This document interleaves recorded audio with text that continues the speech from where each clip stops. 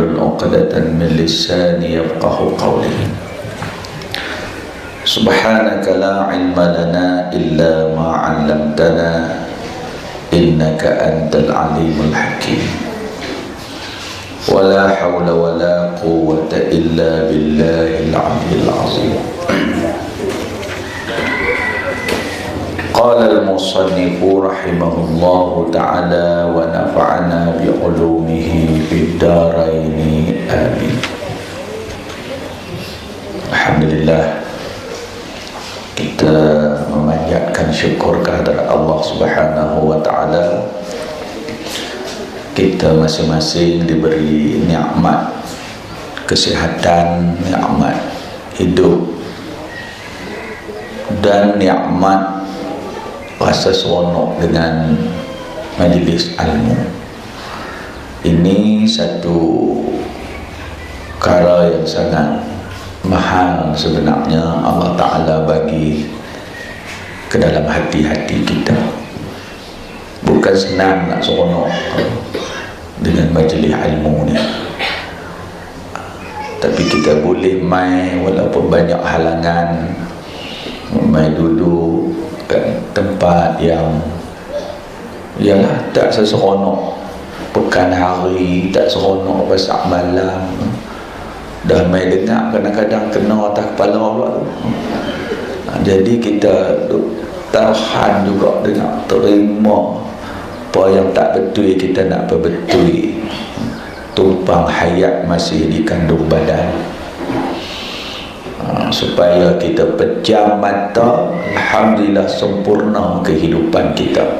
Kita sempat perbetul banyak perkara dalam hidup kita yang tak betul, dari segi akidah kita, dari segi syariat, dari segi akhlak. Nabi SAW bersabda, al-islamu huwa aqidatun wa syari'atun wa akhlaqun. Islam tu ialah aqidah, syariat, akhlak. Kita dapat nikmat Islam, inilah tiga perkara yang kita nak kena perbetul, kena cari, belajar dan amal. Aqidah soal iman, soal tauhid kita kepada Allah.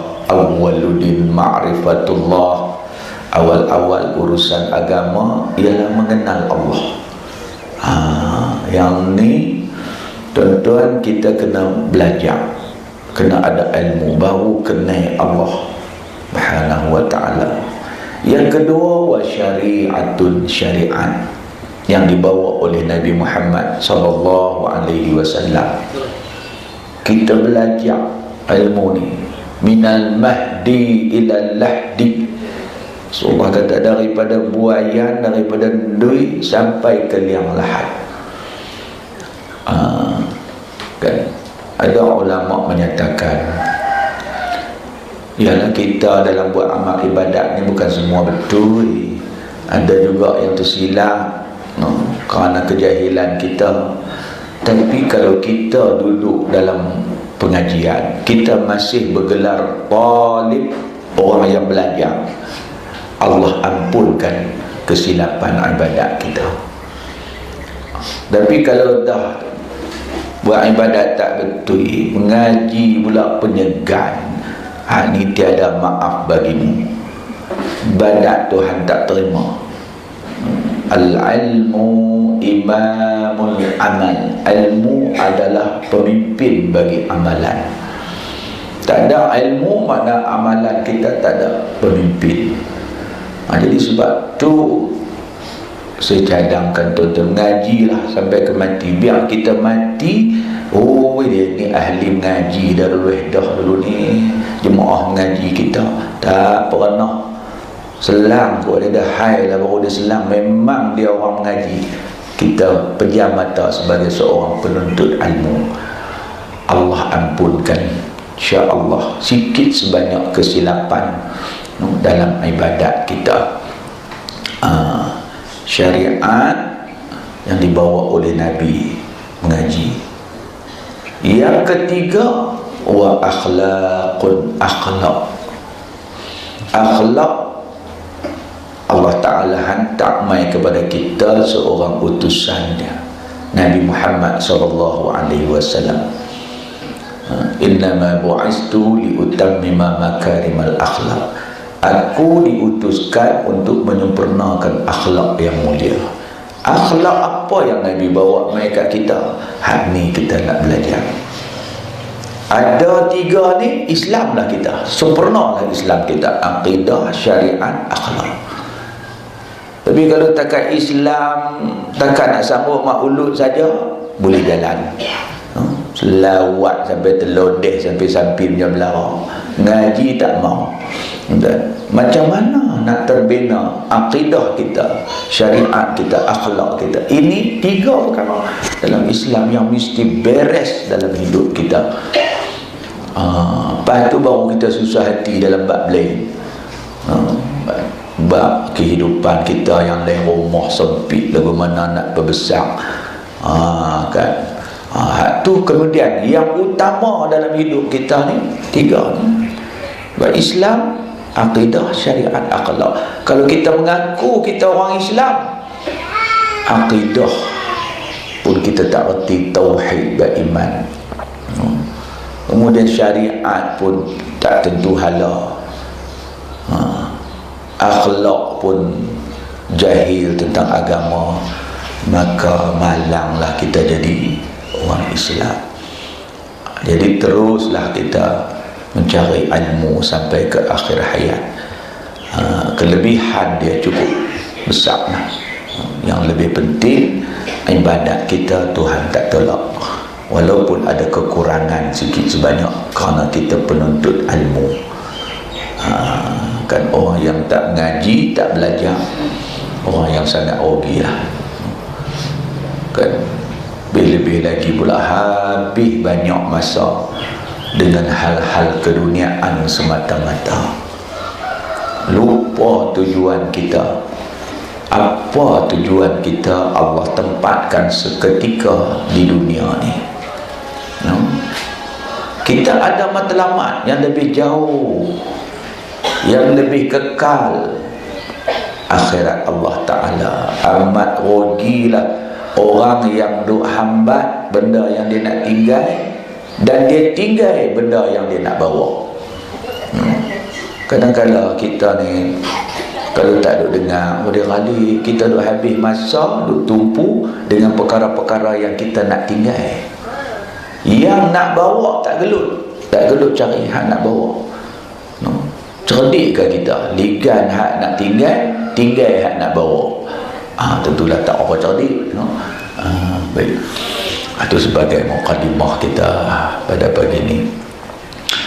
Kita sambung kitab kita Bahrul Mazi yang kita baca hari itu. Tajuknya yang saya tanda ni iaitu Babu maja'a fil istizani salasah. Kalau tak silap orang tu pun ada dapat tulis tak? Bab menceritakan tentang meminta izin itu 3 kali untuk kita masuk ataupun pergi ke rumah seseorang. Ini akhlak yang dibawa oleh Rasulullah, salah satu adab.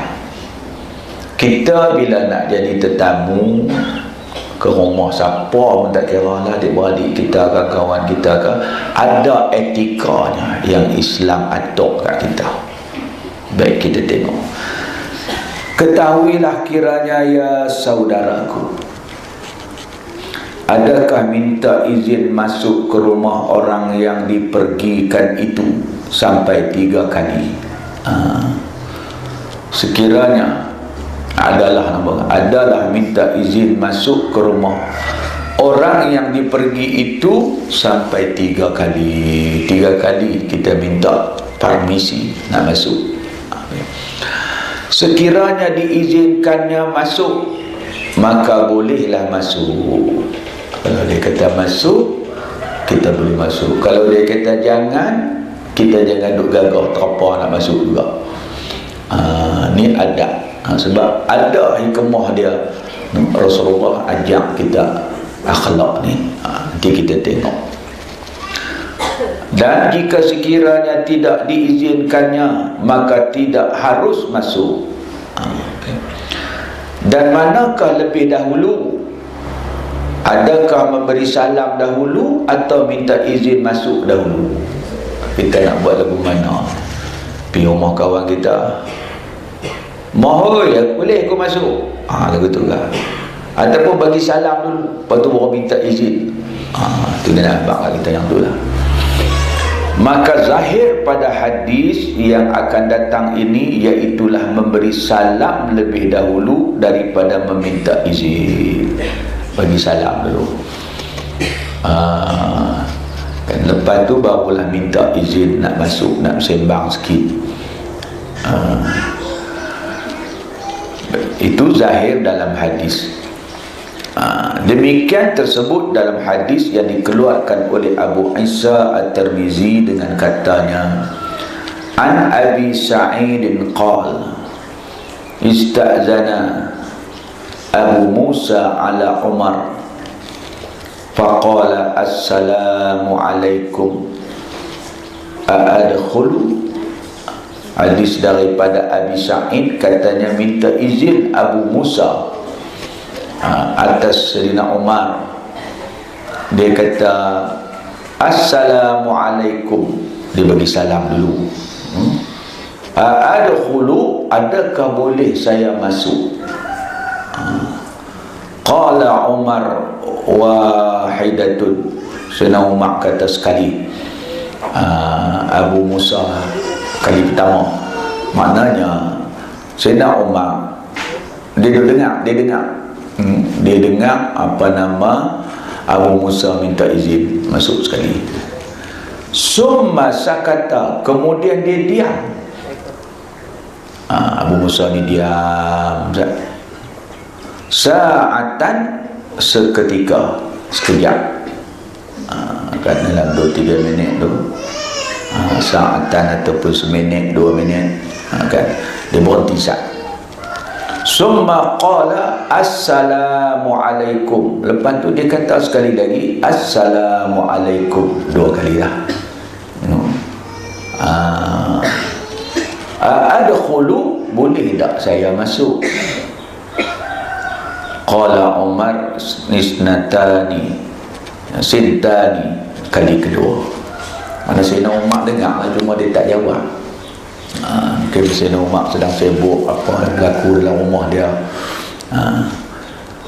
Kemudian summa sakata sa'atan, kemudian dia diam sekejap. Abu Musa ni diam sekejap. Faqala assalamualaikum a'adkhulu, kemudian kata dia assalamualaikum, bolehkah saya masuk? Faqala Umar salasun, kata Umar ini kali ketiga. Makna Abu Musa bagi salam, lepas tu minta izin nak masuk, dia diam sat. Lepas tu tak jawab, duduk tunggu sat, bagi salam sekali lagi, boleh dah nak masuk, dia diam sat. Lepas tu kali ketiga dia buat begitu, tak ada jawapan. Summa raja'a, kemudian kembali dia kembali. Ni menunjukkan adab cara pergi ziarah rumah kawan kita. Bagi salam, abang kata nak masuk, berhenti sat, gobek sirih ke apa ke dulu. Lepas tu bagi salam sekali lagi, abang kata boleh saya masuk, berhenti sat, sengap zat, baluk kot daun walu. Lepas tu bagi salam sekali lagi, tak ada jawab juga, baliklah, jangan tunggu. Jangan pergi ambil pelepah nyok, pergi geretuk apa dinding, gunggam, woi tak dengar ke, dia buat apa? Tak payah, tu bukan akhlak Islam. Ni akhlak orang tak ada ilmu, orang jahil. Balik. Baik, faqala Umar lil bawab, maka Sayyidina Umar tanya kepada bawab. Bawab ni Orang mengaji Mesir, Jordan tahulah. Orang Arab, dia rumah dia kan Syiah dia tu banyak, dia banyak tingkat. Dia akan upah satu orang jaga pintu. Duk jaga pintu. Selalunya orang susah kampung lah, main buat semuruk sikit, jaga pintu, tahu siapa masuk, apa orang buat jahat ke apa. Sampai dia bawa anak pinak dia pergi duduk tu. Kan macam rumah kami duduk di rumah Penang di Azhar, di Kairah, di Haisabi, Mesir. Ada bawa duduk tunggu. Kadang-kadang cekapnya keselamatan Mesir ni kan, dia nak cari orang cukup cepat, orang-orang jahat ni sana. Rupanya bawa tu SB menyamar bawa pergi tunggu pintu. Jadi itu dipanggil bawa. Kita di Malaysia tak ada. Di Malaysia tak ada siapa tunggu rumah kita, no, tak pakai bawa, dia pakai hantu raya. Saya cerita dulu lah, suruh gedak tengok, no? Dan buat bendang. Orang dulu buat bendang, mukul padi apa semua, tinggal bergundi-gundi boleh tinggal di bendang. Ada orang lalu kot tu, hang rajin sungguh, malam aku tengok hang duk tunggu atas gundi tu. Wahai dia duk tidur dengan bini dia. No hak tunggu no siapa? Dah lah dia kata. Tak tahulah sungguh ke tak. Arab dia panggil bawa duk tunggu. Jadi Sayyidina Umar panggil bawa ni, tanya dia, ma sana'a, apa yang dia buat, macam mana dia Abu Musa. Jawab bawa ni, qala raja'a, dia dah balik lah. Kemudian qala alayya bihi, kan kata dia, atasku dengan dia. Mana dia pilih, aku nak jumpa dia. Falamma ja'ahu, maka tatkala datang ia akan dia, Sayyidina Umar jumpa Abu Musa. Qala ma hadzal ladzi sana'ta, apa yang hang buat ni? Panggil lepas tu balik. Sampai 3 kali hang panggil aku dengar, tapi hang balik kan. Qala as-sunnatu, kata dia, ini adalah sunnah Nabi buat macam tu.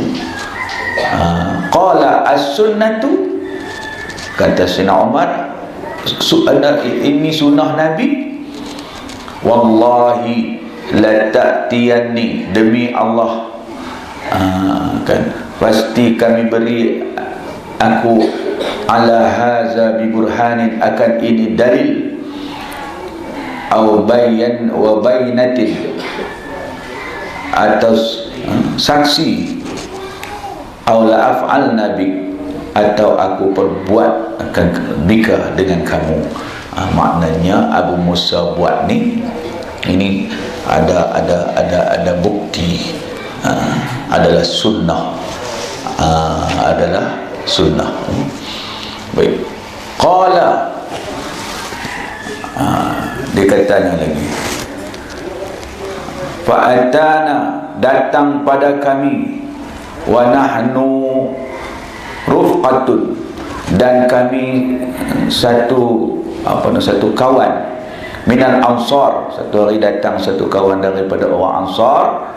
Qala ya ma'syaral ansar, wahai orang-orang Ansar, alastum, tidakkah kamu a'laman nas, lebih tahu di kalangan manusia, bihadisi Rasulullah sallallahu alaihi wasallam, dengan hadis Rasulullah sallallahu alaihi wasallam. Alam yaqul, bersabda, adakah tidak telah bersabda Rasulullah sallallahu alaihi wasallam, al-istizanu salasun, minta izin itu 3 kali, ada dalam hadis. Fa in uzina, maka jika diizin, laka, bagi engkau, kan izin masuklah. Wa illa farji', dan jika tidak diizin, maka Baliklah engkau. Jadi ini sebagai dalil lah, nas yang saya baca tadi itu, yang adab kita pergi menziarah rumah siapa-siapa pun, no, kan, macam tu keadaan dia. Iaitu 3 kali minta. 3 kali itu jangan turut-turut. Jangan duk Assalamualaikum, Assalamualaikum, Assalamualaikum, jangan. Assalamualaikum, boleh masuk dah, berhenti sah. Macam tu 3 kali. Jangan direct terus. Sampai kali ketiga tak ada respon. Jangan gagah lagi. Piduk geretuk tangga, piduk hinggut pelepik tiang. Bagi kau tu tak payah. Itu adalah perbuatan itu adalah sunnah Nabi. Baik, kita tengok masalah tanya. Menjawab orang minta izin masuk. Sesungguhnya dengan sepotong hadis dalam masalah yang kita baca tadi 48 itu menunjukkan harus bagi seorang yang diminta izin masuk kepadanya bahawa tiada ia memberi jawab izin dan diam apabila adalah yang demikian itu kerana maksud yang sahih dan kehendak yang terang. Maknanya kita ada hak tak bagi orang masuk rumah kita. Bukan kata orang main nak masuk, bagilah, no. Keling kapek pun mawa masuk begitu kan. Dalam dia ada masa kan, kalau tak sesuai dalam rumah kita tu untuk menerima tetamu, maka kita boleh tak izinkan orang masuk tetamu. Baik, bukan kita sampai pemurah sampai lagu mana. Jadi kata Abu Sa'id dalam hadis yang kita baca tadi, maka datang Abu Musa kepada kami padahal kami sekawan daripada kaum Ansar bercakap-cakap. Tiba-tiba kami berkata, ya,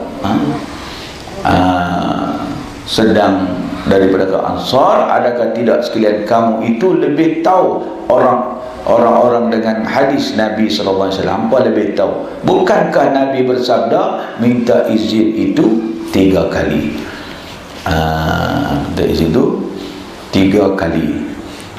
Baik, itulah hadis yang panjang lagi lah kalau kita nak tengok. Kata Abu Isa At-Tirmizi, pada bab ini ada riwayat daripada Sayyidina Ali dan Tariqah Jariyah, yang merdeka bagi Sa'ad. Katanya lagi bermula ini hadis ialah hadis hasan. Yang kita baca tadi itu adalah hadis hasan. Memberi izin masuk kemudian daripada 3 kali itu telah memang ada pengetahuan Sayyidina Umar. Dia tahu dah. Maka dengan kerana pengetahuan demikian itu, maka ia engkar akan hadis Abu Musa dan takut ia akan jadi sahabat-sahabat yang buat hadis daripada Nabi SAW. Tu saya buat pengajaran, dia banyak tanya tu pasal dia takut hadis tu